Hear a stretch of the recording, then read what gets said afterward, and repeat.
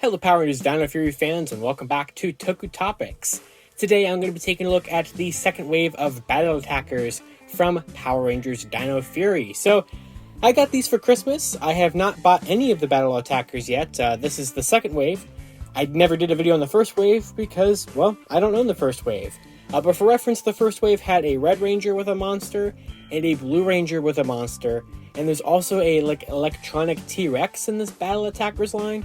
So there's been a couple of entries, and these are the newest ones. So here we have the Black Ranger versus Smashstone, and Void Knight versus Snageye, which definitely like this one more than the other one for sure, which I'm not sure exactly what we're doing with this in Dino Fury. I'm pretty sure this monster, Smashstone, has appeared in the show.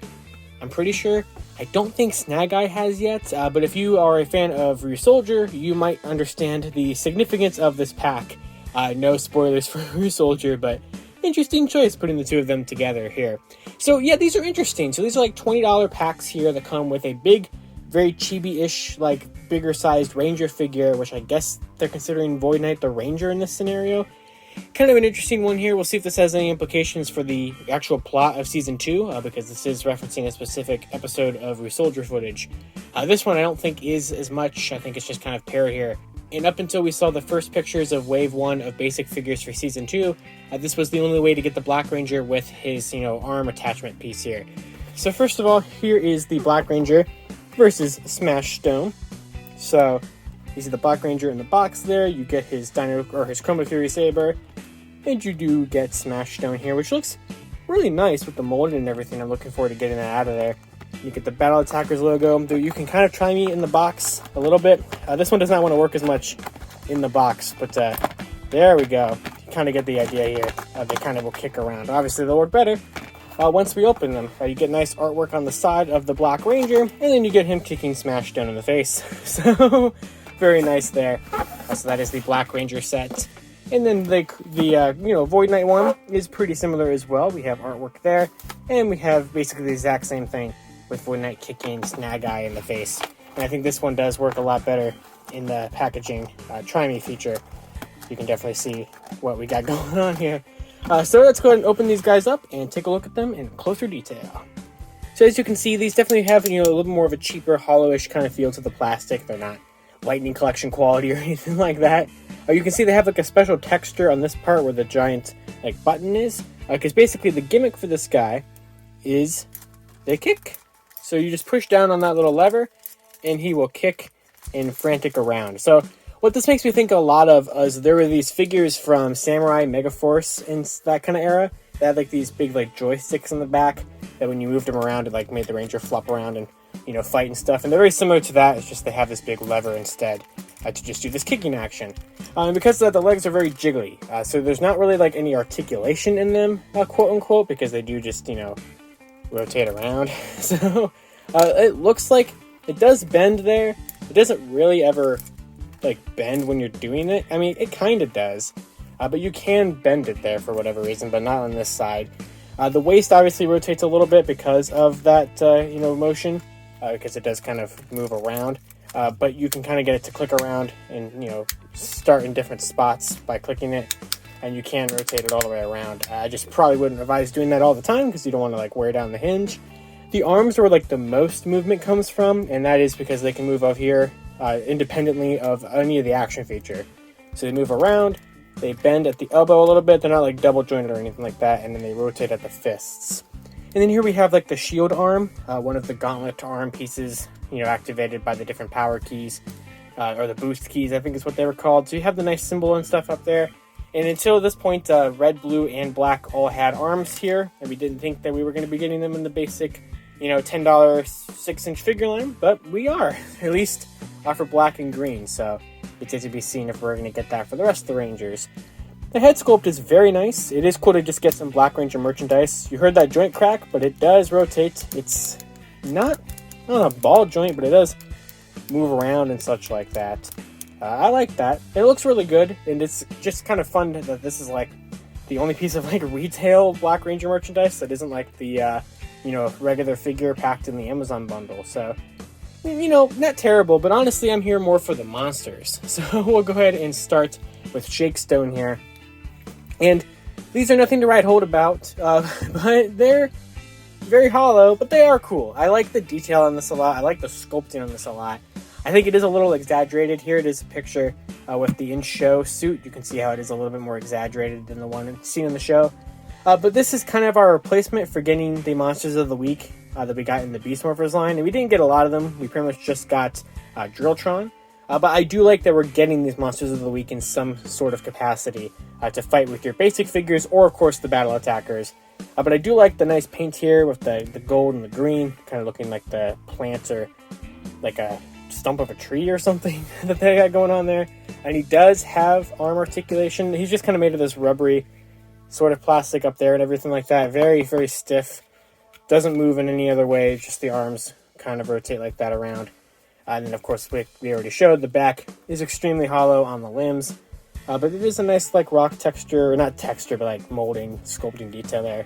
And I do like it overall. It's just a nice little display piece to have your Rangers fight and such like that. And the Black Ranger does come with his chromophary saber, which is not going to be 6-inch figure scaled. It's definitely a lot bigger. It does basically look like the 6-inch one, just scaled up significantly. But you can just slot that into his hand, so it's not too bad. You can have him rotated or whatever.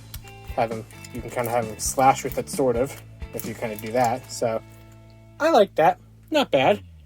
But this is definitely my weaker of the two sets. But my favorite, not only because of the significance of the Resoldier episode, but also because I'm just partial towards Void Knight / Gaisolg, is this one. So here's Void Knight, who is currently a villain in the show, or a main villain of the show. Yet to be seen if this pack has any significance in his future fate in the show, since Season 2 has not started yet. But I like this purple in here a lot. It's very shimmery. It's not necessarily metallic, it's just really, like, nice and shimmery, you know? I like the look of that. And I think he is, while still exaggerated, captures the look of Gaisolg / Void Knight pretty nice. You get his sword, you do not get his shield, unfortunately, but I don't really think he needed it. He has the same exact gimmick as the Black Ranger did, although he seems to kick a lot further back than the Black Ranger did. So this one's a lot more technically looser. He actually does not have, he has a rotation there instead of the bend at the knee, so that's interesting. He still has the arm articulation, just like the Black Ranger did, and the elbow, and rotation at the hands, and then the head. This one feels a lot more like on a ball joint than the Black Ranger one. The sword is the exact same as the one that we had with the Black Ranger. It's just the hilt is done up in, or not the hilt, but the blade is done up in that same kind of purple. So, just to make it a little bit different. So we can go ahead and give him his sword as well, which is, what is this, like the Void Knight saber or whatever? I still have the string sticking out of his foot from the box. So cut that a little bit better if you get this. But yeah, there's that. And you can have him stand there with his sword and look all cool and stuff. And then, of course, we have Snageye, this monster from Resoldier, who I don't think has shown up in Dino Fury yet. I think.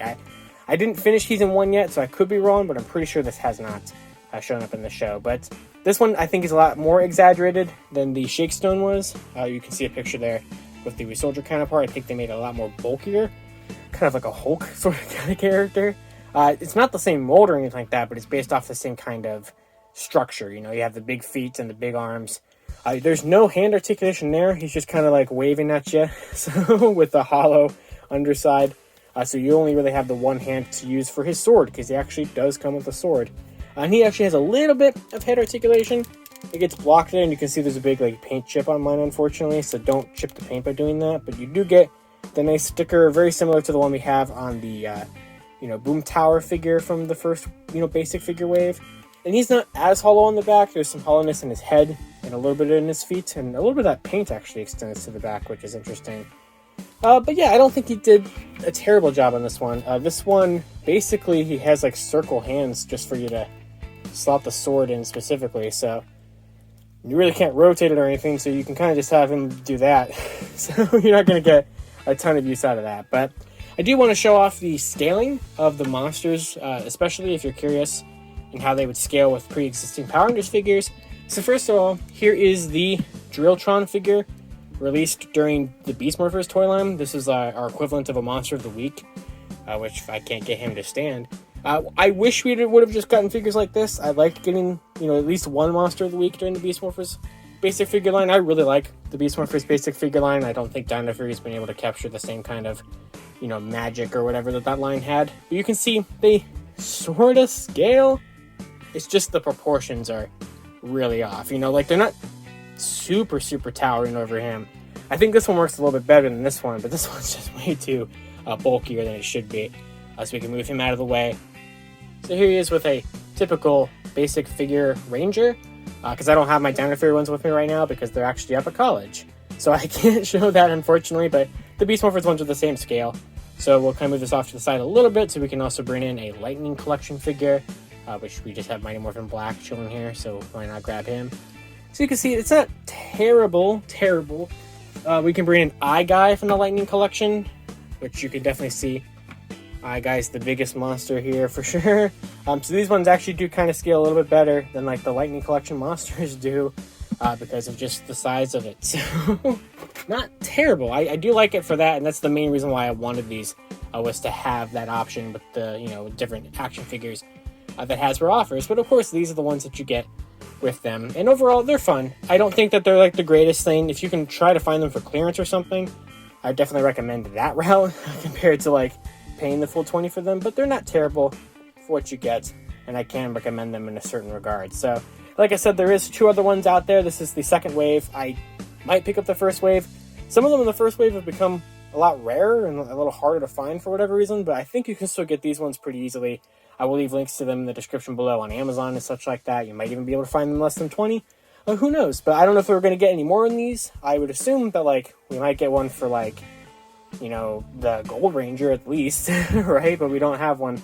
I don't think we have listings for one yet either. So thank you for watching this video. I hope you guys enjoyed it, and it kind of gave you a little look into this part of the Dino Fury toy line, and you know, we'll see where it goes from here in terms of getting more Dino Fury stuff. I plan on getting all the basic figures and the new Morpher and everything, so we'll do videos on that when it comes in. But until next time, you can follow me on Twitter at LivingRangerKey or LightningVicPR. Be sure to check out all my other Dino Fury videos on the channel here. It's been a decent toy line. Not the greatest, but I think it's had some good stuff. So, thank you all for watching, and I'll see you all next time.